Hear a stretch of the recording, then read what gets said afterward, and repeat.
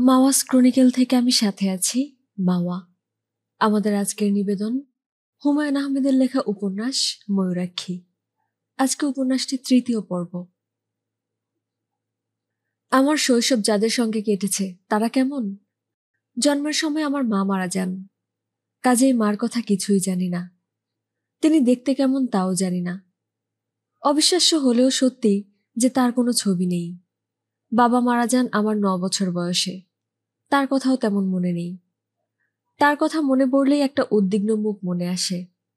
সেই মুখে বড় বড় দুটি চোখ, ভারী চশমায় ঢাকা বলে সেই চোখের ভাবও ঠিক বোঝা যায় না। মনে হয় পানির ভেতর থেকে কেউ আমার দিকে তাকিয়ে আছে। বাবার উদ্বিগ্ন গলা, কি রে তোর ব্যাপারটা কি বলতো, পেট ব্যথা করছে? বাবার বোধহয় ধারণা ছিল শিশুদের একটি মাত্র সমস্যা, পেট ব্যথা। তারা যখন মন খারাপ করে বসে থাকে তখন বুঝতে হবে তার পেট ব্যথা করছে। গভীর রাতে ঘুম ভেঙে কোনো শিশু যদি জেগে উঠে কাঁদতে থাকে তখন বুঝতে হবে তার পেটে ব্যথা। বাবার কাছ থেকে কত অসংখ্যবার যে শুনেছি, কিরে হিমু, তোর কি পেট ব্যথা নাকি? মুখটা এমন কালো কেন? কোন জায়গায় ব্যথা দেখি? বাবা যে একজন পাগল ধরনের মানুষ এটা বুঝতে আমার তেমন দেরি হয়নি। শিশুদের বোধশক্তি ভালো। পাগল না হলে নিজের ছেলের নাম কেউ হিমালয়ে রাখে? স্কুলে ভর্তি করাতে নিয়ে গেলেন। হেড স্যার গম্ভীর গলায় বললেন, ছেলের নাম কি বললেন? হিমালয়? জি। আহমদ বা মোহাম্মদ এইসব কিছু আছে? জি না, শুধুই হিমালয়। হেড স্যার অত্যন্ত গম্ভীর গলায় বললেন, ও আচ্ছা।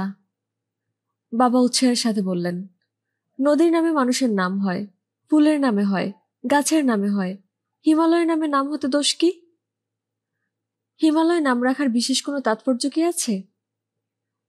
অবশ্যই আছে, যাতে এই ছেলের হৃদয় হিমালয়ের মতো বড় হয়, সেজন্যই এই নাম।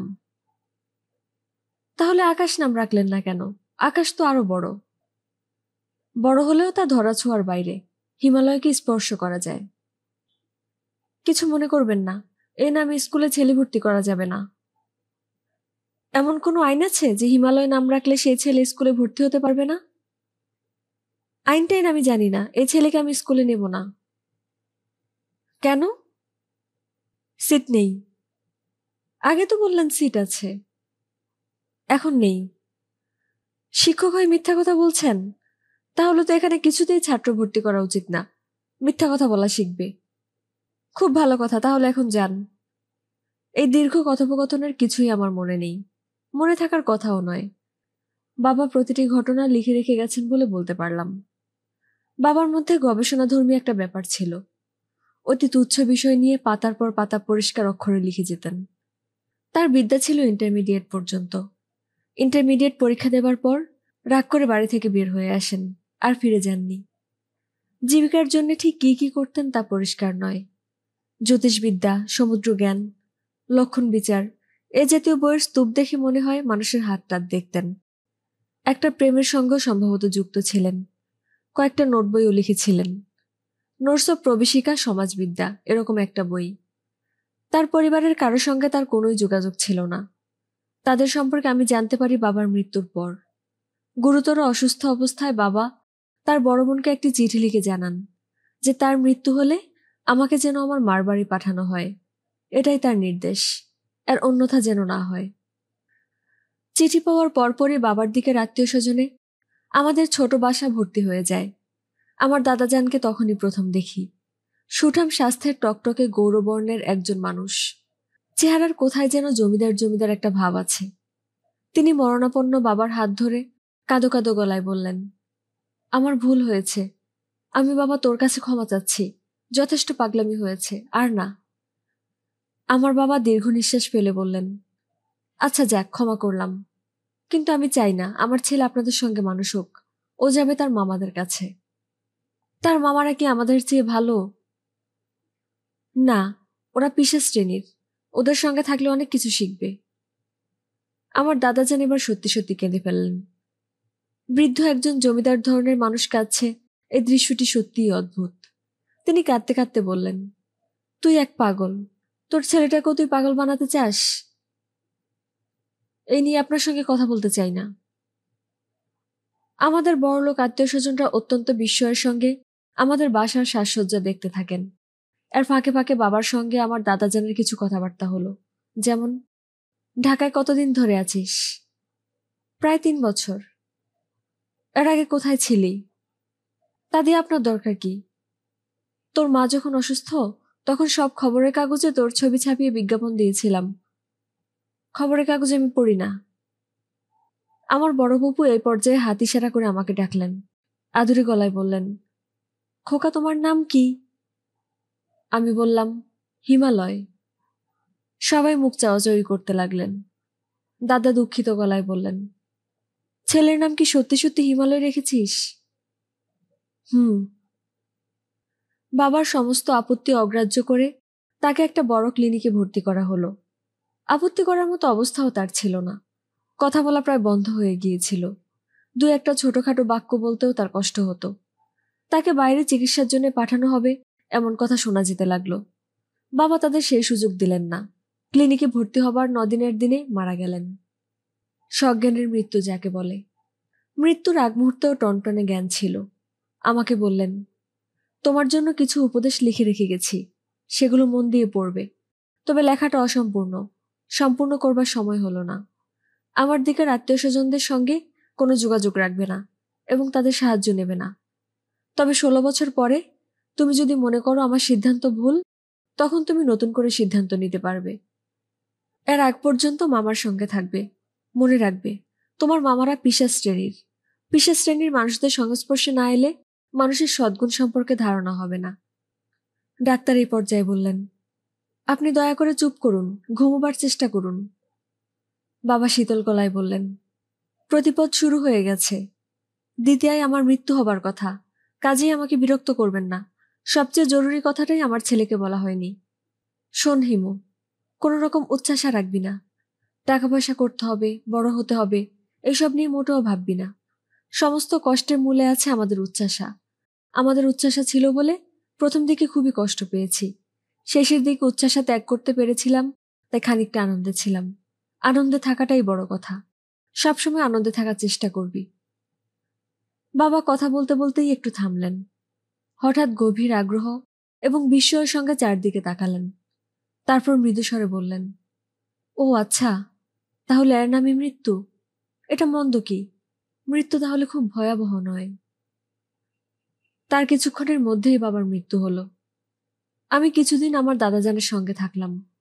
তিনি আমার প্রসঙ্গে বারবার বিস্ময় প্রকাশ করতে লাগলেন। আরে, এটা কেমন ছেলে?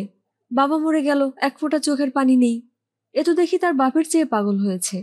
এদিকে আয়, বাপ মা মারা গেলে চোখের পানি ফেলতে হয়। আমি শীতল গলায় বললাম, আমাকে তুই তুই করে বলবেন না। তিনি চোখ বড় বড় করে আমার দিকে তাকিয়ে রইলেন। দাদাজানের বাড়িটা বিশাল। সেই বিশাল বাড়ির দোতলায় একটা ঘর আমাকে দেয়া হলো। সেই ঘরে এই বাড়ির ছেলে মেয়েদের জন্য সার্বক্ষণিক প্রাইভেট টিউটর থাকেন। তার নাম কিসমত মোল্লা। তিনি যখন শুনলেন আমি কোনো স্কুলে পড়ি না, এতদিন বাবার কাছে পড়েছি, তখন একেবারে আকাশ থেকে পড়লেন। কি পড়েছ বাবার কাছে?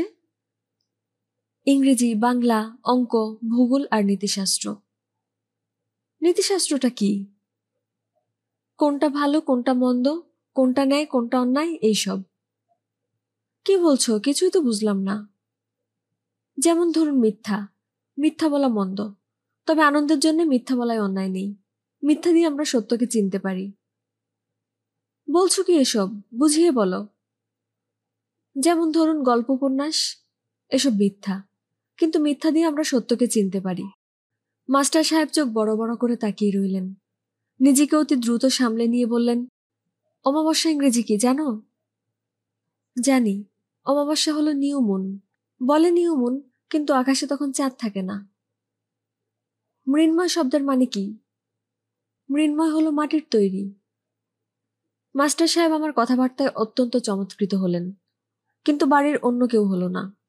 আমার দাদাজান ক্রমাগত বলতে লাগলেন, তোর বাবা ছিলেন পাগল, উন্মাদ। ও যে সব শিখিয়েছে সব ভুলে যা, সব নতুন করে শিখবি। তোকে ভালো ইংরেজি স্কুলে ভর্তি করে দেব। আর শোন, তোর নাম দিলাম চৌধুরী ইমতিয়াজ, মনে থাকবে? দাদাজান বাড়িতে ঘোষণা করে দিলেন, একে কেউ হিমালয় বা হিমু কিছুই বলে ডাকতে পারবে না। এর নাম ইমতিয়াজ চৌধুরী, ডাকনাম টুটুল, মনে থাকবে? এই ছেলের মাথার ভিতর এই নাম দুটো ঢুকিয়ে দিতে হবে। সারাদিন খুব কম করে হলেও একে 25 বার চৌধুরী ইমতিয়াজ এবং 25 বার টুটুল ডাকতে হবে। It's an order. আমাকে সত্যি সত্যি একটা ইংরেজি স্কুলে ভর্তি করে দেয়া হলো। স্কুলের পোশাক বানানো হলো।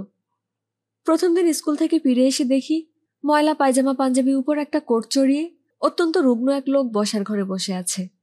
তার হাতে চকচকে নতুন একটা ছাতা, মনে হচ্ছে আজই কেনা হয়েছে। ভদ্রলোকের মুখ ভর্তি পান, স্ট্রেতে সেই পানের পিক ফেলছেন। তার বসে থাকার ভঙ্গি, পান খাওয়ার ভঙ্গি এবং পানের পিক ফেলার ভঙ্গিতে কোনো সংকোচ নেই। যেন এই বাড়ির সঙ্গে তার খুব ভালো পরিচয়, যেন এটা তার নিজেরই ঘর বাড়ি। আমি ঘরে ঢোকা মাত্রই বললেন, বাবা হিমালয়, আমি তোমাকে নিতে এসেছি। আমি তোমার বড় মামা, আমাকে সালাম করো। দাদাজান গম্ভীর গলায় বললেন, আমি তো আপনাকে বলেছি তাকে নিতে পারবেন না। সে গ্রামে গিয়ে কি করবে? সে এখানেই থাকবে, পড়াশোনা করবে, তাকে স্কুলে ভর্তি করা হয়েছে। আমার বড় মামা বিচিত্র ভঙ্গিতে হাসলেন, যেন এরকম হাস্যকর কথা তিনি আগে কখনো শুনেননি। দেখেন তালুই সাহেব, ছেলের বাবা পত্র মারফত এই অধিকার দিয়ে গেছে। এখন যদি আপনারা দিতে না চান, বাধ্য হয়ে আইনের আশ্রয় নিতে হবে, কোর্টে ফয়সালা হবে। উপায় কি? যদিও আত্মীয় স্বজনের সঙ্গে মামলা মোকদ্দমা কোনো কাজের কথা না। দাদাজানের মুখে কোনো কথা এলো না। বড় মামা স্ট্রেতে আর একবার পানির পিক ফেলে বললেন, বাবার ইচ্ছা মতোই কাজ হোক, খামোখা আপত্তি করছেন কেন? ছেলের খরচাপাতির জন্য মাসে মাসে টাকা দিবেন, তাহলেই তো হয়। আপনি কি করেন? তেমন কিছু না, সামান্য বিষয় সম্পত্তি আছে, টুকটাক ব্যবসা আছে। ইউনিয়ন কাউন্সিলের মেম্বার ছিলাম, এবার জিততে পারি নাই। 17 ভোটে ঠক খেয়েছি। যদি অনুমতি দেন একটু বেয়াদবি করি। কি বেয়াদবি? একটা সিগারেট ধরাই। এমন নেশা হয়েছে, না খেলে দমটা বন্ধ হয়ে আসে। বড় মামা অনুমতির অপেক্ষা না করেই সিগারেট ধরালেন। দাদাজান বললেন, আপনি একে নিতে চাচ্ছেন কারণ আপনার ধারণা একে নিলে মাসে মাসে মোটা টাকা পাবেন, তাই না? বড় মামা অত্যন্ত বিস্মিত হওয়ার ভঙ্গি করে বললেন, এই হাতের 5 আঙ্গুলের ভিতর দিয়া অনেক টাকা গেছে, অনেক টাকা আসছে। টাকা আমার কাছে কিছুই না, আসছি রক্তের টানে। রক্তের টান কঠিন জিনিস তালুই সাহেব। এই যে বোন বিয়ে দিলাম, তারপরে আর কোনো খোঁজ নেই। কি যে যন্ত্রণা! যাক, হিমালয় বাবাকে দেখে মনটা শান্ত হয়েছে। তা বাবা, তোমার নাম কি সত্যি হিমালয়? আমি কিছু বলার আগেই দাদাজান বললেন, না, ওর নাম চৌধুরী ইমতিয়াজ। চৌধুরী আগে কি জন্যে? চৌধুরী থাকবে পিছে, আগে ঘোড়া তারপর গাড়ি। কি বলেন তালুই সাহেব? দাদাজান কোনো উত্তর দিলেন না। তার চোখে মুখে ক্রোধ ও ঘৃণা। চা এবং কেক এনে কাজের ছেলে সামনে রাখল। বড় মামার মুখে পান। সেই অবস্থাতেই চায়ে চুমুক দিলেন, কেক হাতে নিলেন। দাদাজান বললেন, আমার ছেলে আপনার বোনের খোঁজ পেল কি করে? সেটা তালুই সাহেব আপনার ছেলেকে জিজ্ঞেস করলেই ভালো হতো। আফসোস, সে জীবিত নাই। আমরা আপনার ছেলেকে খুঁজে বের করি নাই। সে বন্ধুর সাথে আমাদের অঞ্চলে এসেছিল, তারপরে কেমনে কেমনে হয়ে গেল। সত্যি কথা বলতে কি তালুই সাহেব, বিয়ের পর মাথায় হাত দিয়ে বসে পড়লাম। বোনের খোঁজ নাই। নানা লোকে নানা কথা বলে। কেউ বলে নামক হস্তে বিয়ে করে নিয়ে গেছে, পাচার করে দেবে। ইন্ডিয়া, পাকিস্তান, তারপর ধরেন মিডল ইস্ট, এইসব জায়গায় মেয়েকে ভাড়া খাটাবে। বাচ্চা ছেলের সামনে এরকম কুৎসিত কথা বলবেন না। কুৎসিত কথা না, এগুলো সত্যি কথা। এরকম পার্টি আছে। সত্যি কথা সবসময় বলা যায় না। আমার কাছে এটা পাবেন না তালুই সাহেব। সত্য কথা আমি বলবই, ভালো লাগুক আর না লাগুক। তাই নাকি? জি। আর হিমালয় বাবাকে নিয়ে যাব। পরশু সকালে এসে নিয়ে যাব। তৈরি থাকতে বলেন। মামলা তদবিরে এসেছি, 2টা দিন লাগবে। এই ছেলেকে আমি আপনার সঙ্গে দেব না। এসব বলবেন না তালুই সাহেব। আত্মীয়ের মধ্যে গন্ডগোল আমার পছন্দ হয় না। আইনের আশ্রয় নিলে আপনারও ক্ষতি, আমারও ক্ষতি। আর্থিক ক্ষতি, মানসিক ক্ষতি। কোর্ট ফি এখন বাড়ায় করেছে 3 গুণ। গরিব মানুষ যে একটু মামলা মোকদ্দমা করবে, সে উপায় রাখে নাই। বাবা হিমালয়, তুমি কি আমার সঙ্গে যেতে চাও না? চাই। এইটা তো বাপের বেটা। আজ তাহলে উঠি তালুই সাহেব। বেয়াদবি যদি কিছু করে থাকি, মাফ করে দিবেন। আপনার পায়ে ধরি। বড় মামা সত্যি সত্যি পা ধরতে এগিয়ে গেলেন। দাদাজান চমকে সরে দাঁড়ালেন। 2 দিন পর আমি মামার সঙ্গে রওনা হলাম। গন্তব্য ময়মনসিংহের হিরণপুর। আমার বাবা অনেকবারই বলেছেন আমার মামা পিশাচ শ্রেণীর, কাজেই তাদের সম্পর্কে আগে থেকে একটা ধারণা মনের মধ্যে ছিল। আমি বড় মামা এবং অন্য দুই মামার আচার আচরণের মোটেই অবাক হলাম না। মামার বাড়ি উপস্থিত হবার তৃতীয় দিনের একটা ঘটনার কথা বলি। এই ঘটনা থেকে মামাদের মানসিকতার একটা আঁচ পাওয়া যাবে। বড় মামার বাড়িতে 3টে বিড়াল ছিল। এরা খুবই উপদ্রব করত। বড় মামার নির্দেশে বিড়াল 3টাকে ধরা হলো। তিনি বললেন, হাদিসে আছে বিড়াল উপদ্রব করলে আল্লাহর নামে এদের জবাই করা যায়, তাতে দোষ হয় না। দেখি বড় ছুরিটা বার কর। এই কাজ তো আর কেউ করবে না, আমাকে করতে হবে। উপায় কি? মামা নিজেই উঠানে 3টে বিড়ালকে জবাই করলেন। এর মধ্যে একটা ছিল গর্ভবতী। ওই বাড়িতে আমার তেমন কোনো অসুবিধা হয়নি। 3 মামা একসঙ্গে স্কুল ঘরের মতো লম্বা একটি টিনের ঘরে থাকতেন। পুরো বাড়িতে ছেলেপুলের বিশাল দল। তাদের জগৎ ছিল ভিন্ন। একসঙ্গে পুকুরে ঝাঁপ দেয়া, একসঙ্গে সন্ধেবেলা পড়তে বসা, একসঙ্গে স্কুলে যাওয়া, জাম্বুরা দিয়ে ফুটবল খেলা, গোল্লা ছুট খেলা। খাওয়াও হতো একসঙ্গে। এক মামি ভাত দিয়ে যাচ্ছেন, আরেক মামি দিচ্ছেন 1 হাতা করে তরকারি, 2 হাতা ডাল। চামচে যা উঠে আসে তাই। কেউ বলতে পারবে না আমাকে এটা দাও ওটা দাও, বললেই চামচের বাড়ি। আমাদের মধ্যে মারামারি লেগেই ছিল। এ ওকে মারছে, সে তাকে মারছে। সেসব নিয়ে কোনো নালিশও হচ্ছে না। নালিশ দেয়াই বিপদ আছে। একজন নালিশ দিল, কার বিরুদ্ধে নালিশ, কি সমাচার ভালো মতো শোনাই হলো না। হাতের কাছে যে কয়জনকে পাওয়া গেল পিটিয়ে লাশ বানিয়ে ফেলা হলো। সত্যিকার অপরাধী হয়তো শাস্তিও পেল না। আমি এই বিশাল দলের সঙ্গে অবলীলায় মিশে গেলাম। সীমাহীন স্বাধীনতা, যে স্বাধীনতা সচরাচর শিশুরা পায় না। আমরা কি করছি না করছি বড়রা তা নিয়ে মোটেও মাথা ঘামাতো না। একজনের হয়তো জ্বর হয়েছে, সে বিছানায় শুয়ে কুকু করছে, কেউ ফিরে তাকাচ্ছে না। নিতান্ত বাড়াবাড়ি না হলে ডাক্তার নেই। মাসে একবার নাপিত এসে সবকটা ছেলের মাথা প্রায় মুড়িয়ে দিয়ে ধান নিয়ে চলে যাচ্ছে। কাপড় জামার কোনো ঠিক ঠিকানা নেই। এ ওটা পড়ছে, ও তারটা পড়ছে। মামাদের বাড়ি থেকে আমি মেট্রিক পাশ করি। যে বছর মেট্রিক পাশ করি বড় মামা সে বছরই মারা যান। তার শত্রুর অভাব ছিল না। বলতে গেলে গ্রামের সবাই ছিল তার শত্রু। এক অন্ধকার বিশাল রাতে একজন কেউ মাছ মারবার কোঁচ দিয়ে বড় মামাকে গেঁথে ফেলে। বিশাল কোঁচ। মামার পেট এপর ওপর হয়ে যায়। কোচের খানিকটা পিঠ ছেদা করে বের হয়ে থাকে। উঠানে চাটাই পেতে মামাকে শুয়ে রাখা হয়। দৃশ্য দেখার জন্য সারা গ্রামের লোক ভেঙে পড়ে। তাকে সদরে নিয়ে যাওয়ার জন্য মহিষের গাড়ির ব্যবস্থা করা হলো। মামা ঠান্ডা গলায় বললেন, এতক্ষণ বাঁচবো না, তোমরা আমাকে থানায় নিয়ে যাও। মরার আগে আমি কারাই কাজ করেছে বলে যেতে চাই। মামা কাউকেই দেখেননি। তবু তিনি মৃত্যুর আগে আগে থানার ওসির কাছে 4 জনের নাম বললেন। তিনি বললেন তার হাতে টর্চ ছিল। তিনি টর্চ ফেলে ফেলে এদের দেখেছেন। ওসি সাহেব মামার দেয়া জবানবন্দি লিখতে লিখতে বললেন, ভাই সাহেব, এই কাজটা করবেন না। ডেথ বেড কনফেশন খুব শক্ত জিনিস। শুধুমাত্র এর ওপরই কোর্ট রায় দিয়ে দেবে। নির্দোষ কিছু মানুষকে আপনি জড়াচ্ছেন। এদের ফাঁসি না হলেও যাবজ্জীবন হয়ে যাবে। মামা বললেন, যা বলছি সবই সত্যি। কোরআন মজিদ আনেন, আমি মজিদে হাত দিয়া বলি। ওসি সাহেব বললেন, তার দরকার হবে না, নিন এখানে সই করুন, এটা আপনার জবানবন্দি। মামা সই করলেন। মারা গেলেন থানাতেই। মরবার আগে মেজো মামাকে কানে কানে বললেন, এক ধাক্কায় 4 শত্রু শেষ, কাজটা মন্দ হয় না। 4 শত্রু শেষ করার গাঢ় আনন্দ নিয়ে মামা মারা গেলেন। তবে মৃত্যুর আগে মৌলানা ডাকিয়ে তওবা করলেন। তাকে খুবই আনন্দিত মনে হলো। বড় মামি ব্যাকুল হয়ে কাঁদছিলেন। তাকে ডেকে বললেন, তওবা করে ফেলেছি, এখন আর চিন্তা নাই, সব পাপ মাফ হয়ে গেল, সরাসরি বেহেশতে দাখিল হব। খামোকা কান্দ কেন? তওবা সময় মতো করতে না পারলে অসুবিধা ছিল। আল্লাহ পাকের অসীম দয়া, সময় পাওয়া গেছে। কান্নাকাটি না করে আমার কানের কাছে দরুদ পড়ো, কোরআন মজিদ পাঠ করো। মামার মৃত্যুর পর আমি ঢাকায় চলে এলাম। নতুন জীবন শুরু হলো বড় ফুপুর সঙ্গে। প্রবল ঝাঁকুনিতে ঘুম ভাঙল। চোখ মেলে দেখি বড় ফুপু। পাশের বিছানা খালি, বাদল নেই। সকালে ঘুম ভাঙতেই প্রথম যে জিনিসটা জানতে ইচ্ছা করে কটা বাজে। বড় ফুপুকে এই প্রশ্ন করব না ভাবছি। তখন তিনি কাঁদো কাঁদো গলায় বললেন, কেলেঙ্কারি হয়েছে। কি কেলেঙ্কারি? মানুষকে মুখ দেখাতে পারবো না রে। আমি বিছানায় বসতে বসতে বললাম, মেরিন ইঞ্জিনিয়ার রাতে এসেছিল, তারপর আর রাতে ফিরে যায়নি, তাই তো? তুই জানলি কি করে? অনুমান করে। আমি সকালে একতলায় নেমে দেখি ওই ছেলে আর রিনকি।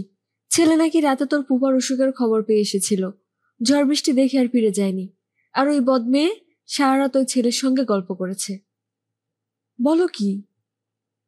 আমার তো হাত ঘামছে। কিরকম বদমেয়ে চিন্তা করে দেখ, মেয়ের কত বড় সাহস। ওই ছেলে এসেছে ভালো কথা, আমাকে তো খবরটা দিবি। আমিও গম্ভীর গলায় বললাম, ওই ছেলেরই বা কেমন আক্কেল, রাত দুপুরে এলো কি জন্যে? হ্যাঁ, দেখ না কাণ্ড। বিয়ে হয়নি, কিছু না, শুধু বিয়ের কথা হয়েছে। এর মধ্যে নাকি সারা রাত জেগে গল্প করতে হবে। রাত কি চলে গেছে নাকি? খুবই সত্য কথা। এখন ধর, কোনো কারণে বিয়ে যদি ভেঙে যায়, তারপর আমি মুখ দেখাবো কিভাবে? আমি এক্ষুনি নিচে যাচ্ছি ফুপু। ওই ফাজিল ছেলের গালে ঠাস করে একটা চড় মারবো। তারপর দ্বিতীয় চড় রিনকির গালে। মেয়ে বলে তাকে ক্ষমা করার কোনো অর্থ হয় না। তুই সবসময় অদ্ভুত কথাবার্তা বলিস কেন? ওই ছেলের গালে তুই চড় মারতে পারবি? কেন পারবো না? যে ছেলে 2 দিন পর এবারে জামাই হচ্ছে, তার গালে তুই চড় মারতে চাস? তোর কাছে এলাম একটা পরামর্শের জন্যে। আজই ওদের বিয়ে লাগিয়ে দাও। আজই বিয়ে লাগিয়ে দেব? হুম। কাজে ডেকে এনে বিয়ে পড়িয়ে দাও, ঝামেলা চুকে যাক। তারপর ওরা যত ইচ্ছা রাত জেগে গল্প করুক। আসল অনুষ্ঠান পরে হবে, বিয়েটা হয়ে যাক। ফুপু নিঃশ্বাস ফেললেন। মনে হচ্ছে আমার কথা তার মনে ধরেছে। আমি বললাম, তুমি চাইলে আমি ছেলেকে বলতে পারি। ওরা আবার ভাববে না তো আমরা চাপ দিচ্ছি? চাপাচাপির কি আছে? ছেলে এমন কি রসগোল্লা, মার্বেলের মতো সাইজ। বিয়ে যে দিচ্ছি এতেই তো তার ধন্য হওয়া উচিত। তার 3 পুরুষের ভাগ্য যে আমরা। ফুফু বিরক্ত স্বরে বললেন, ছেলে এমন কি খারাপ? খারাপ তা তো বলছি না, একটু শর্ট। তা পুরুষ মানুষের শর্টে কিছু আসে যায় না। পুরুষ হচ্ছে সোনার চামচ। সোনার চামচ বাঁকাও ভালো। আজই বিয়ের ব্যাপারে ছেলে কি রাজি হবে? দেখি কথা বলে, আমার ধারণা হবে। তোর কথা তো আবার সবসময় মিলে যায়, একটু দেখ কথা বলে। আমি আমার পাঞ্জাবি খুঁজে পেলাম না। ফুফু বললেন, বাদল ভোরবেলায় ওই পাঞ্জাবি গায়ে দিয়ে বের হয়েছে। আমি বাদলের একটা শার্ট গায়ে দিয়ে নিচে নামতেই মেরিন ইঞ্জিনিয়ার সাহেব লাজুক গলায় বললেন, হিমু ভাই, আপনাকে একটা কথা বলতে চাই। খুব লজ্জা লাগছে অবশ্য। বলে ফেলো। রিনকির খুব শখ, পূর্ণিমা রাতে সমুদ্র কেমন দেখায় সেটা দেখবে। 2 দিন পরেই পূর্ণিমা। ও আচ্ছা, 2 দিন পরেই পূর্ণিমা, তা তো জানতাম না। মানে কথার কথা বলছি। ধরুন আজ যদি বিয়েটা হয়ে যায়, তাহলে আজ রাতের ট্রেনে রিনকিকে নিয়ে কক্সবাজারের দিকে রওনা হতে পারি। বিয়ের আনুষ্ঠানিকতা শেষ করে রাখা আর কি। পরে একটা রিসেপশনের ব্যবস্থা না হয় হবে। তোমার দিকের আত্মীয় স্বজনরা? ওদের আমি ম্যানেজ করব। আপনি শুধু এদের বুঝিয়ে সুঝিয়ে একটু রাজি করান। মানে রিনকি বেচারির দীর্ঘদিনের শখ, ওর জন্যই খারাপ লাগছে। না না, তা তো বটেই। দীর্ঘদিনের শখ থাকলে তা তো মেটানোই উচিত। রাতে টিকিট পাওয়া যাবে তো? পুরো ফার্স্ট ক্লাস বার্থ রিজার্ভ করতে হবে। রেলওয়েতে আমার লোক আছে হিমু ভাই। তাহলে তুমি বরং ওইটাই আগে দেখো, আমি এই দিকটা ম্যানেজ করছি। আনন্দে ইঞ্জিনিয়ার সাহেবের চোখে চকচক করছে। সে গাঢ় গলায় বলল, রিনকি আমাকে বলেছিল হিমু ভাইকে বললে উনি ম্যানেজ করে দিবেন। আপনি যে সত্যি সত্যি করবেন বুঝিনি। আমি হাসতে হাসতে বললাম, কি নিয়ে গল্প করলে সারা রাত? গল্প আর কি করব বলুন। রিনকি এমন অভিমানী, কিছু বললেই তার চোখে পানি এসে যায়। সুপার সেন্সিটিভ মেয়ে। কথায় কথায় একসময় বলেছিলাম যে ইউনিভার্সিটিতে পড়ার সময় হেনা নামের একটা মেয়ের সঙ্গে সামান্য পরিচয় হয়েছিল। এতেই রিনকি কেঁদে অস্থির। আমাকে বলেছে আর কোনোদিন যদি আমি ওই মেয়ের নাম মুখে আনি, সে নাকি সুইসাইড করবে। এরকম মেয়ে নিয়ে বাস করা কঠিন হবে। খুব দুশ্চিন্তা লাগছে হিমু ভাই। ইঞ্জিনিয়ার সাহেবকে কিন্তু মোটেও চিন্তিত মনে হলো না, বরং খুবই আনন্দিত মনে হলো। আমার ধারণা প্রায় সে হেনার কথা বলে রিনকিকে কাঁদাবে। রিনকিও কেঁদে আনন্দ পাবে। ওদের এখন আনন্দেরই সময়। আমি বললাম, কথা বলে সময় নষ্ট করার কোনো মানে নেই। তুমি তোমার আত্মীয় স্বজনকে বলো। তার চেয়ে যা জরুরি তা হচ্ছে টিকিটের ব্যবস্থা। আমি ফুফু ফুপাকে রাজি করাচ্ছি। রাজি হয়েছে কিনা জেনে গেলে ভালো হতো না হিমু ভাই? আমি ভবিষ্যৎ বলতে পারি, তুমি কি এটা জানো না? জানি। আমি চোখের সামনে দেখতে পাচ্ছি তোমরা দুজন হাত ধরাধরি করে সমুদ্রের পাড়ে হাঁটছ। অসম্ভব জ্যোৎস্না হয়েছে, সমুদ্রের পানি রূপার মতো চকচক করছে। আর তোমরা? আমরা কি? থাক, সবটা বললে রহস্য শেষ হয়ে যাবে। আপনি এক অসাধারণ মানুষ হিমু ভাই, অসাধারণ। আমি এবং বাদল ওদের 11টার ট্রেনে তুলে দিতে এলাম। ফুপা পুপু এলেন না। ফুপার শরীর খারাপ করছে। ট্রেন ছাড়বার আগ মুহূর্তে রিনকি বলল, হিমু ভাই, আমার কেমন জানি ভয় ভয় করছে। কিসের ভয়? এত আনন্দ লাগছে। আনন্দের পরই তো কষ্ট আসে। যদি খুব কষ্ট আসে? কষ্ট আসবে না, তোদের জীবন হবে আনন্দময়। তোদের আমি আমার ময়ূরাক্ষী নদী ব্যবহার করতে দিয়েছি। এই নদী যারা ব্যবহার করে তাদের জীবনে কষ্ট আসে না। তুমি কি যে পাগলের মতো কথা মাঝে মাঝে বলো। কিসের নদী? আছে একটা নদী। আমি আমার অতি প্রিয় মানুষদের শুধু সেই নদী ব্যবহার করতে দেই, অন্য কাউকে দেই না। তুই আমার অতি প্রিয় একজন, যদিও খানিকটা বোকা, তবু প্রিয়। তুমি একটা পাগল, তোমার চিকিৎসা হওয়া দরকার। ট্রেন নড়ে উঠল। আমি জানালার সঙ্গে সঙ্গে এগুতে লাগলাম। রিনকির আনন্দময় মুখ দেখতে এত ভালো লাগছে। রিনকির চোখে এখন জল, সে কাঁদছে। আমি মনে মনে বললাম, হে ঈশ্বর, এই কান্নাই রিনকি নামের মেয়েটির জীবনের শেষ কান্না হোক। প্রায় 10 দিন পর আস্তানায় ফিরলাম। আস্তানা মানে মজিদের মেস, the new boarding house. Majid ওই বোর্ডিং হাউসে দীর্ঘদিন ধরে আছে। কলেজে যখন পড়তে আসে তখন এই অন্ধ গহ্বর খুঁজে বের করে। নামমাত্র ভাড়ায় একটা ঘর। সেই ঘরে একটা চৌকি, একটা টেবিল। চেয়ারের ব্যবস্থা নেই, কারণ চেয়ার পাতার জায়গা নেই। মসজিদের চৌকিতে একটা শীতল পাটি, শীত গ্রীষ্ম সবসময় পাতা থাকে। মশারিও খাটানো থাকে। প্রতিদিন মশারি তোলা এবং মশারি ফেলার সময় মসজিদের নেই। তাকে সকাল থেকে রাত 11টা পর্যন্ত নানান ধান্দায় ঘুরতে হয়।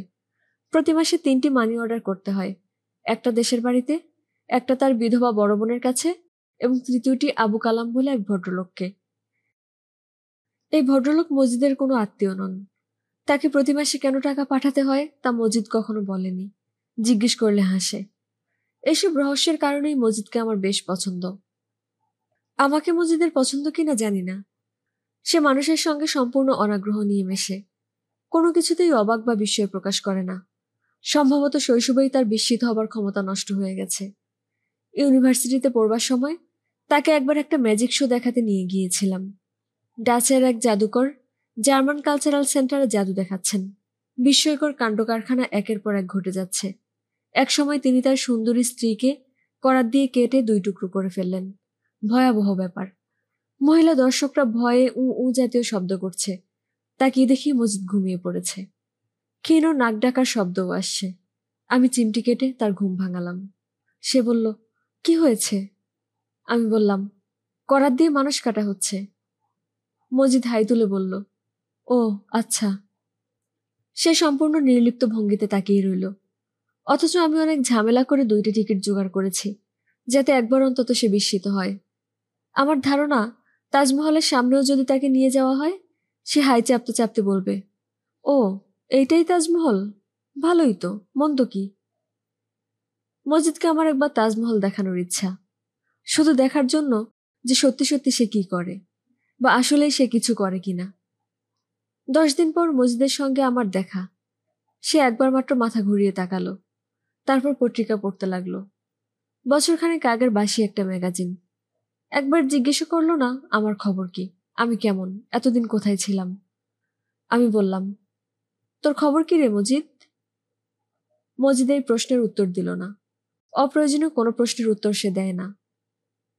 তোর আজ টিউশনি নেই, ঘরে বসে আছিস যে? আজ শুক্রবার। তখন মনে পড়ল, ছুটির দিনে যখন তার হাতে কোনো কাজ থাকে না, তখনই সে ম্যাগাজিন জোগাড় করে। ম্যাগাজিনের পাতা উল্টাতে উল্টাতে ঘুমায়, আবার জেগে উঠে ম্যাগাজিনের পাতা উল্টায়। কিছুক্ষণ পর আবার ঘুমিয়ে পড়ে। জীবনের কাছে তার যেন কিছুই চাওয়ার বা পাওয়ার নেই। 4-5টা টিউশনি, মাঝে মধ্যে কিছু খুচরা কাজ এবং গ্রুপ দেখার কাজেই সে খুশি। বিএ পাশ করার পর কিছুদিন সে চাকরির চেষ্টা করেছিল। তারপর, দূর, আমার হবে না, এই বলে সব ছেড়ে ছুড়ে দিল। আমি একবার বলেছিলাম, সারা জীবন এই করে কাটাবি নাকি? সে বলল, অসুবিধা কি, তুই তো কিছু না করেই কাটাচ্ছিস। আমার অবস্থা ভিন্ন। আমি একটা এক্সপেরিমেন্ট। আমি ভেবেছিলাম একবার হয়তো জিজ্ঞেস করবে কিসের এক্সপেরিমেন্ট, তাও করলো না। আসলেই তার জীবনে কোনো কৌতূহল নেই। রূপাকে অনেক বলে কয়ে একবার রাজি করিয়েছিলাম যাতে সে মজিদকে নিয়ে চিড়িয়াখানা থেকে ঘুরে আসে। আমার দেখার ইচ্ছা একটা অসম্ভব রূপবতী এবং বুদ্ধিমতী মেয়েকে পাশে পেয়ে তার মনের ভাব কি হয়। আগের মতোই সে কি নির্লিপ্ত থাকে, না জীবন সম্পর্কে খানিকটা হলেও আগ্রহী হয়। আমার প্রস্তাবে রূপা প্রথমে খুব রাগ করলো, চোখ তীক্ষ্ণ করে বলল, তুমি নিজে কখনো আমাকে চিড়িয়াখানায় নিয়ে গিয়েছ? চিনি না জানি না একটা ছেলেকে নিয়ে আমি যাব, তুমি আমাকে পেয়েছো কি? সে যতই রাগ করে আমি ততই হাসি। রূপাকে ঠান্ডা করার এই একটা পথ। সে যত রাগ করবে আমি তত হাসব। আমার হাসি দেখে সে আরো রাখবে, আমি আরো হাসব। সে হাল ছেড়ে দেবে। এবারও তাই হলো। সে মজিদকে নিয়ে যেতে রাজি হলো। আমি একটা ছুটির দিনে মজিদকে বললাম, তুই চিড়িয়াখানা থেকে ঘুরে আয়, পত্রিকায় দেখলাম জিরাফ এনেছে। মজিদ বলল, জিরাফ দেখে কি হবে? কিছুই হবে না, তবু দেখে আয়। ইচ্ছে করছে না। আমার এক দূর সম্পর্কের ফুফাতো বোন বেচারি চিড়িয়াখানা দেখার শখ। সঙ্গে কোনো পুরুষ মানুষ না থাকায় যেতে পারছে না। আমার আবার জন্তু জানোয়ার ভালো লাগে না, তুই তাকে নিয়ে যা। মজিদ বলল, আচ্ছা। আমার ধারণা ছিল রূপাকে দেখেই মজিদে একটা ধাক্কা খাবে। সেরকম কিছুই হলো না। রূপা গাড়ি নিয়ে এসেছিল। মজিদ গম্ভীর মুখে ড্রাইভারের পাশে বসল। রূপা হাসি মুখে বলল, আপনি সামনে বসছেন কেন, পেছনে আসুন, দুজন গল্প করতে করতে যাই। মজিদ বলল, আচ্ছা। পেছনে এসে বসল। তার মুখ ভাবলেশহীন। একবার ভালো করে দেখলো না তার পাশে যে বসে আছে সে মানবী না অপসরী। ফিরে আসার পর জিজ্ঞেস করলাম, কেমন দেখলি? ভালোই। কথা হয়েছে রূপার সঙ্গে? হুম। কি কথা হলো? মনে নেই। আচ্ছা, রূপার পরনে কি রঙের শাড়ি ছিল বলতো? লক্ষ্য করে নেই তো। আমি মজিদের সঙ্গে অনেক সময় কাটাই। রাতে তার সঙ্গে এক চৌকিতে ঘুমাই। তার কাছ থেকে শিখতে চেষ্টা করি আশেপাশের জগৎ সম্পর্কে পুরোপুরি নির্লিপ্ত হওয়া যায় কিনা। সাধু সন্ন্যাসীরা অনেক সাধনায় যে স্তরে পৌঁছান, মজিদ সে স্তরটি এত সহজে কিভাবে অতিক্রম করলো তা আমার জানতে ইচ্ছে করে। আমার বাবা তার খাতায় আমার জন্য যেসব উপদেশ লিখে রেখে গেছেন তার মধ্যে একটা শিরোনাম হচ্ছে নির্লিপ্ততা। তিনি লিখেছেন, নির্লিপ্ততা। পৃথিবীর সকল মহাপুরুষ এবং মহাজ্ঞানীরা এই জগৎকে মায়া বলিয়া অভিহিত করিয়াছেন। আমি আমার ক্ষুদ্র বিবেচনায় দেখিয়াছি আসলেই মায়া। স্বামী ও স্ত্রীর প্রেম যেমন মায়াবই কিছুই নয়, ভ্রাতা ও ভগ্নী স্নেহ সম্পর্কেও তাই। যে কারণে স্বার্থে আঘাত লাগিবা মাত্র স্বামী স্ত্রীর প্রেম বা ভ্রাতা ভগ্নীর ভালোবাসা কর্পূরের মতো উড়িয়া যায়।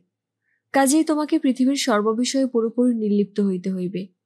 কোনো কিছুর প্রতি তুমি যেমন আগ্রহ বোধ করিতে পারিবে না, আবার অনাগ্রহ বোধ করিবে না। মানুষ মায়ার দাস। সে দাসত্ব শৃঙ্খল তোমাকে ভাঙ্গিতে হইবে। মানুষের অসাধ্য কিছুই নাই। চেষ্টা করিলে তুমি তা পারিবে। তোমার ভেতরে সে ক্ষমতা আছে। সেই ক্ষমতা বিকাশের চেষ্টা আমি তোমায় শৈশবেই করিয়াছি।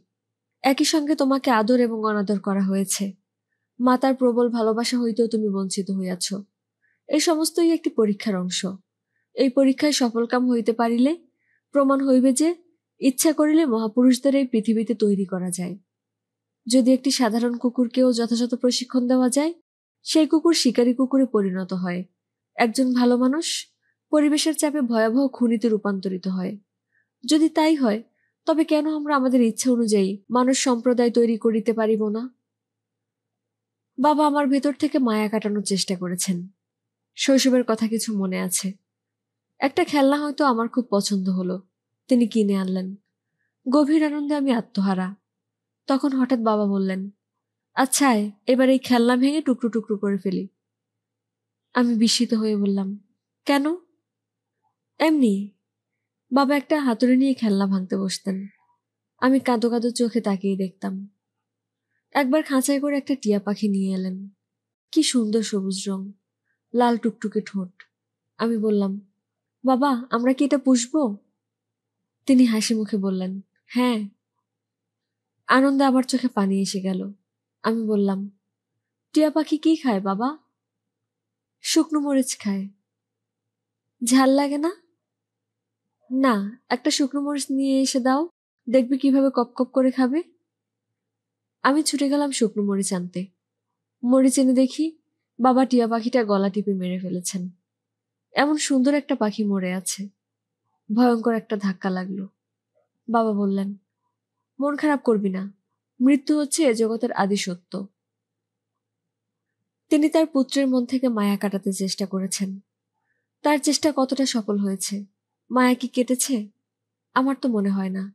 এই যে মজিদ চুপচাপ বসে আছে, পত্রিকার পাতা উল্টাচ্ছে, কেন জানি বড় মায়া লাগছে তাকে দেখে।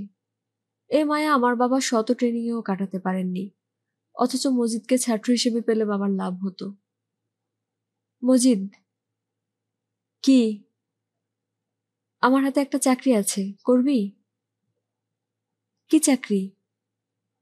কি চাকরি জানি না, আমার বড় ফুফা বলেছিলেন জোগাড় করে দিতে পারেন। তিনি আমাকে চেনেন কিভাবে? তোকে চেনেন না, চাকরিটা আমার জন্য, তবে আমি তোকে পাইয়ে দেব। দরকার নেই। দরকার নেই কেন? টাকা পয়সা টানাটানি তো এখন আর আগের মতো নেই। দেশে এবার থেকে আর পাঠাতে হবে না। কেন? বাবা মারা গেছেন। সে কি? আমি বিস্মিত চোখে তাকিয়ে রইলাম। মজিদ বলল, এত অবাক হচ্ছিস কেন? বুড়ো হয়েছে, মারা গেছে, কিছুদিন পর আর বোনকেও টাকা পাঠাতে হবে না। সেও কি মারা যাচ্ছে? না, তার ছেলে পাশ করে গেছে, বিএ পাশ করেছে, চাকরি বাকরি কিছু পেয়ে যাবে। তুই চাস না তোর একটা গতি হোক? আরে দূর দূর, ভালোই তো আছি। মজিদ হাই তুলল। আমি বললাম, ভাত খেয়েছিস? না, চল খেয়ে আসি। রাস্তায় নেমে মজিদ বলল, বিয়ে বাড়িটারে কিছু পাওয়া যায় কিনা খুঁজে দেখবি, বিরিয়ানি খেতে ইচ্ছে করছে। আমি বললাম, বিয়ে বাড়ি খুঁজতে হবে না, চল পুরনো ঢাকায় নিয়ে গিয়ে তোকে বিরিয়ানি খাওয়াবো, টাকা আছে। আবার এত দূর যাব? আজ ছুটির দিন ছিল, একটু হাঁটলেই বিয়ে বাড়ি পেয়ে তোকে বিরিয়ানি খাওয়াবো, টাকা আছে। তুই কি একটা বিয়ে করবি নাকি? আমি? আরে দূর দূর, বিয়ে করা মানে শতক যন্ত্রণা, সৎকে দায়িত্ব ভালো লাগে না। সিগারেট খাবি? মজিদ হা না কিছুই বলল না। দিলে খাবে, না দিলে খাবে না। আমি রাস্তার মোড়ের দোকান থেকে সিগারেট কিনলাম। মজিদ নির্লিপ্ত ভঙ্গিতে টানছে। আমি বললাম, তুই দিন দিন কি হয়ে যাচ্ছিস বলতো? কি হচ্ছি? গাছ হয়ে যাচ্ছিস। সত্যি সত্যি গাছ হতে পারলে ভালোই হতো। আমরা রিক্সার খোঁজে বড় রাস্তা পর্যন্ত চলে এলাম। রিক্সা আছে, তবে ওরা কেউ পুরনো ঢাকার দিকে যাবে না। দূরের ট্রিপে ওদের ক্ষতি, কাছের ট্রিপে পয়সা বেশি, পরিশ্রমও কম। এত কিছু মাথায় ঢুকবে না, এরকম বোকা একজন রিক্সাওয়ালার জন্য আমাদের অপেক্ষা করতে হবে। মজিদ, বল। তুই দেখ রিক্সা পাস কিনা, আমি চট করে একটা টেলিফোন করে আসি। আচ্ছা। আমি টেলিফোন করতে ঢুকলাম তরঙ্গিনী নামের স্টেশনারি দোকানে। আজকাল চমৎকার সব দোকান হয়েছে, এদের নামও যেমন সুন্দর, সাজসজ্জাও সুন্দর। আমাকে দেখেই দোকানের সেলসম্যান জামান এগিয়ে এলো। এই ছেলের বয়স অল্প, সুন্দর চেহারা। একদিন দেখি দোকানে আর আসছে না, মাস দুয়েক পরে আবার এসে উপস্থিত, সমস্ত মুখ ভর্তি বসন্তের দাগ। ব্যাপারটা বিস্ময়কর, কারণ পৃথিবী থেকে বসন্ত উঠে গেছে। এই ছেলে সে বসন্ত পেল কি করে? সবসময় ভাবি জিজ্ঞেস করব, জিজ্ঞেস করা হয়ে ওঠে না। তার মুখে দাগ হবার পর তার ব্যবহার খুব ভালো হয়েছে, আগে খুব খারাপ ব্যবহার ছিল। জামান হাসি মুখে বলল, স্যার ভালো আছেন? হুম। টেলিফোন করবেন? যদি টেলিফোনে ডায়াল টোন থাকে এবং টেলিফোনের চাবি থাকে তাহলে করব। 2টি টেলিফোন করব। এই যে 4 টাকা। টাকা দিয়ে সবসময় লজ্জা দেন স্যার। লজ্জার কিছু নেই। টেলিফোন শেষে আমি আপনাকে একটা কথা জিজ্ঞেস করব, প্রায় জিজ্ঞেস করব ভাবি, কিন্তু মনে থাকে না। আজ আপনি মনে করিয়ে দিবেন। জি আচ্ছা।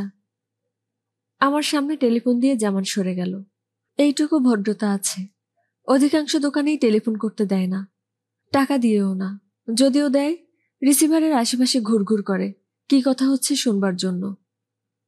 হ্যালো, কে কথা বলছেন? তুমি কি মীরা? হ্যাঁ হ্যাঁ, আমি মীরা। আপনি কি? আমি বুঝতে পারছি আপনি টুটুল। আসল জন না, নকল জন। ওই দিন খট করে টেলিফোন রেখে দিলেন কেন? আমার অসম্ভব কষ্ট হয়েছিল। টেলিফোন নামিয়ে রাখিনি তো, হঠাৎ লাইন কেটে গেল। আমিও তাই ভেবেছিলাম। অনেকক্ষণ টেলিফোনের সামনে বসেছিলাম, লাইন কেটে গেল। তাহলে আবার করলেন না কেন? টাকা ছিল না। টাকা ছিল না মানে? আমি তো বিভিন্ন দোকান টোকান থেকে টেলিফোন করি, 2টা টাকা পকেটে নিয়ে যাই। আরেকবার করতে হলে আরো 2 টাকা লাগবে, বুঝতে পারছো? পারছি। এখন আপনার সঙ্গে টাকা আছে তো? আছে। ওই দিন আপনার টেলিফোন পাওয়ার পর বাবাকে সব বললাম। বাবাকে তো চেনেন না, বাবা খুবই রাগী মানুষ। তিনি প্রথমে আমাদের দুইজনকে খুব বকা দিলেন, আপনাকে রাস্তা থেকে তোলার জন্য এবং পথে নামিয়ে দেবার জন্য। তারপর, আচ্ছা আপনি আমার কথা শুনছেন তো? হ্যাঁ শুনছি। তারপর বাবা গাড়ি বের করে থানায় গেলেন, ফিরে এলেন মন খারাপ করে। মন খারাপ করে ফিরলেন কেন?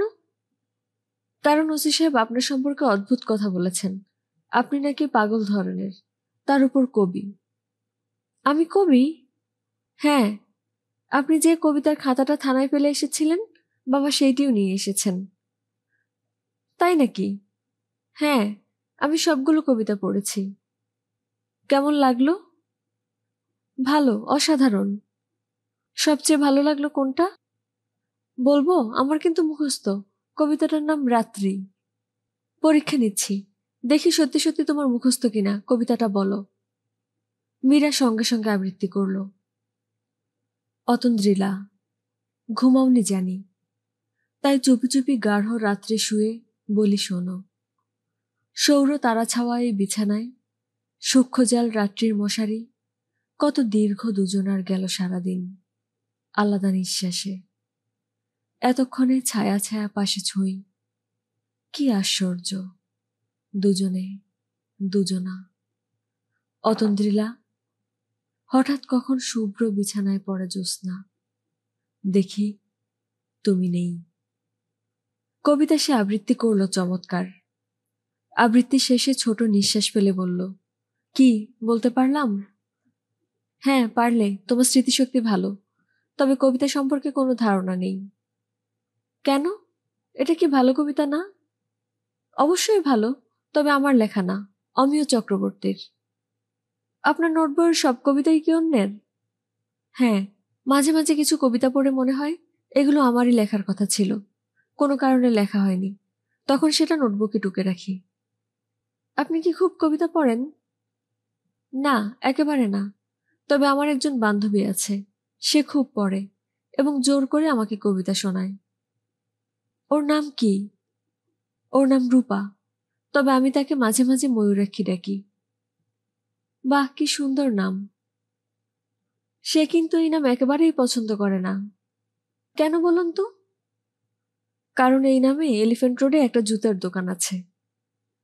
মীরা খিলখিল করে হেসে উঠল, অনেকক্ষণ পর্যন্ত হাসল। মনে হলো মেয়েটা যে পরিবেশে বড় হচ্ছে, সেই পরিবেশে কেউ রসিকতা করে না, সবাই গম্ভীর হয়ে থাকে। সামান্য রসিকতায় এই কারণেই সে এতক্ষণ ধরে হাসছে। হ্যালো, আপনি কিন্তু টেলিফোন রাখবেন না। আচ্ছা, রাখবো না। ওই দিন আপনার সঙ্গে কথা বলার পর থেকে এমন হয়েছে, টেলিফোন বাজার সঙ্গে সঙ্গে ছুটে যাই, মনে হয় আপনি টেলিফোন করেছেন। তাই নাকি? হ্যাঁ, আরেকটা ব্যাপার বলি, মা আপনার জন্য খুব চমৎকার একটা পাঞ্জাবি কিনে রেখেছেন। ওই পাঞ্জাবিটা নেয়ার জন্য হলেও আপনাকে আমাদের বাসায় আসতে হবে। আসবো। কবে আসবেন? টুটুলকে খুঁজে পেলেই আসবো। আপনি ওকে কোথায় খুঁজে পাবেন? আমি খুব সহজেই পাবো। হারানো জিনিস খুঁজে পাওয়ার ব্যাপারে আমার খুব নামডাক আছে। আচ্ছা, ওই দিন আপনি কি করে বললেন যে টুটুল ভাইয়ের কপালে একটা কাটা দাগ আছে? আমার কিছু সুপারন্যাচারাল ক্ষমতা আছে, আমি মাঝে মাঝে অনেক কিছু বলতে পারি। বলুন তো আমি কি পরে আছি? তোমার পরনে আকাশি রঙের শাড়ি। হলো না, আপনার আসলে কোনো ক্ষমতা নেই। ঠিক ধরেছ, কিন্তু আপনি যখন বলেছিলেন যে আপনার সুপারন্যাচারাল ক্ষমতা আছে, আমি বিশ্বাস করেছিলাম। মনে হয়েছে তোমার একটু মন খারাপ হয়েছে। হ্যাঁ হয়েছে। টেলিফোন কি রেখে দেব? না না, প্লিজ আপনার ঠিকানা বলুন। আমি টেলিফোন নামিয়ে রাখলাম। অনেকক্ষণ কথা হয়েছে। আর না, মজিদ বোধহয় রিক্সা ঠিক করে ফেলেছে। তবে ঠিক করলেও সে আমাকে বলবে না, অপেক্ষা করবে। এর মধ্যেই অতি দ্রুত রূপার সঙ্গে একটা কথা সেরে নেওয়া দরকার। আমি টেলিফোন করতেই রূপার বাবা ধরলেন।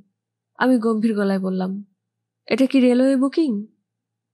তিনি ক্ষিপ্ত গলায় বললেন, ফাজিল ছোকরা, হু আর ইউ? কি চাও তুমি? রূপাকে দেবেন? রাস্কাল, ফাজলামি করার জায়গা পাও না? আমি তোমাকে এমন শিক্ষা দিব। আপনি তো রেগে গেছেন কেন?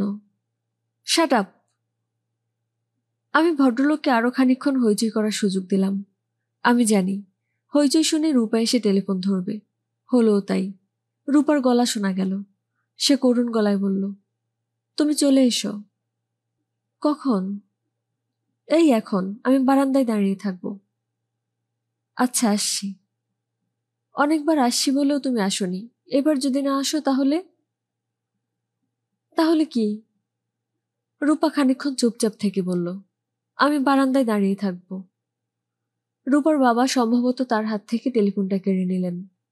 খট করে রিসিভার নামিয়ে রাখার শব্দ হলো। আজ ওদের বাড়িতে ভূমিকম্প হয়ে যাবে। রূপার বাবা, মা, ভাই বোন কেউ আমাকে সহ্য করতে পারে না। রূপার বাবা তার দারোয়ানকে বলে রেখেছেন, কিছুতেই যেন আমাকে ওই বাড়িতে ঢুকতে না দেয়া হয়। আজ কি হবে কে জানে। বাইরে এসে দেখি মজিদ রিক্সা ঠিক করেছে। রিক্সাওয়ালা রিক্সার সিটে বসে ঘুমাচ্ছে। মজিদ শান্ত মুখে ড্রাইভারের পাশে বসে বিশ্রাম করছে। আমার মনটা একটু খারাপ হয়ে গেল।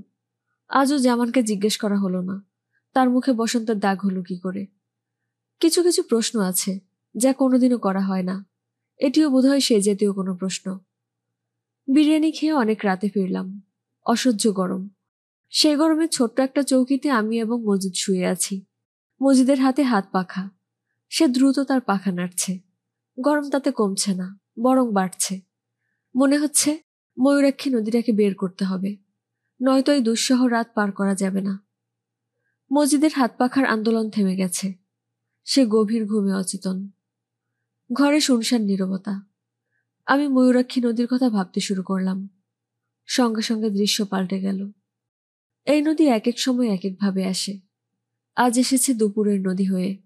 প্রখর দুপুর। নদীর জলে আকাশের ঘন নীল ছায়া। ঝিম ধরে আছে চারদিক। হঠাৎ নদী মিলিয়ে গেল। মজিদ ঘুমের মধ্যেই বৃষ্টি শব্দ করে ফুপিয়ে ফুপিয়ে কাঁদছে। এই মজিদ, এই। মজিদ চোখ মেলল। কি হয়েছে রে? কিছু না। স্বপ্ন দেখেছিস? হুম। দুঃস্বপ্ন? না। কি স্বপ্ন দেখেছিস বলতো? মজিদ অনেকক্ষণ চুপ করে থেকে ক্ষীণ স্বরে বলল, স্বপ্নে দেখলাম বাবা আমার গায়ে হাত বুলিয়ে দিচ্ছেন। মজিদ শুয়ে পড়ল। আমি জানি না মজিদের বাবা কিভাবে তার গায়ে হাত বোলাতেন। আমার ইচ্ছা করছে ঠিক সেই ভঙ্গিতে মজিদের গায়ে হাত বোলাতে। হিমু। কি? আমার বাবা আমাকে খুব আদর করত। সব বাবারাই করে। আমার বাবা খুব বেশি করত। একদিন কি হয়েছে জানিস? বল, শুনছি। না, থাক। থাকবে কেন, শুনি। এ গরমে ঘুম আসছে না, তোর গল্প শুনলে ভালো লাগবে। আমি তখন খুব ছোট। তারপর? না, থাক। মজিদা শব্দ করল না। ঘরের ভিতর অসহ্য গরম। আমি অনেক চেষ্টা করেও নদীটা আনতে পারছি না। আজ আর পারবো না। আজ বরং বাবার কথাই ভাবি। আমার বাবা কি আমাকে ভালোবাসতেন, নাকি আমি ছিলাম তার খেলার কোনো পুতুল, যে পুতুল তিনি নানাভাবে ভেঙে নতুন করে তৈরি করতে চেষ্টা করেছিলেন। কত রকম উপদেশ তিনি তার খাতা ভর্তি করে রেখেছেন। মৃত্যুর আগের মুহূর্তে হয়তো ভেবেছেন এইসব উপদেশ আমি অক্ষরে অক্ষরে মেনে চলব। আমি কি সেই সব উপদেশ মানি, নাকি মানার ভান করি? তার খাতায় লেখা, উপদেশ নম্বর 11, সৃষ্টিকর্তার অনুসন্ধান। সৃষ্টিকর্তার অনুসন্ধান করিবে, ইহাতে আত্মার উন্নতি হইবে। সৃষ্টিকর্তাকে জানা এবং আত্মাকে জানা একই ব্যাপার। স্বামী বিবেকানন্দের একটি উক্তি এ প্রসঙ্গে স্মরণ রাখিও, বহুরূপে সম্মুখে তোমার, ছাড়ি কোথা খুঁজিছ ঈশ্বর। মজিদ আবার কাঁদছে, ফুপিয়ে ফুপিয়ে কাঁদছে, তবে কাঁদছে ঘুমের মধ্যে। সে আবার ঘুমিয়ে পড়েছে। সে কি প্রতি রাতেই কাঁদে? আমাদের আজকের গল্পের সাথে থাকার জন্য ধন্যবাদ। ভালো লাগলে লাইক, কমেন্ট এবং সাবস্ক্রাইব করতে ভুলবেন না। আর গল্পের পরবর্তী পর্ব শোনার জন্য সাবস্ক্রাইব করে আমাদের পাশে থাকুন।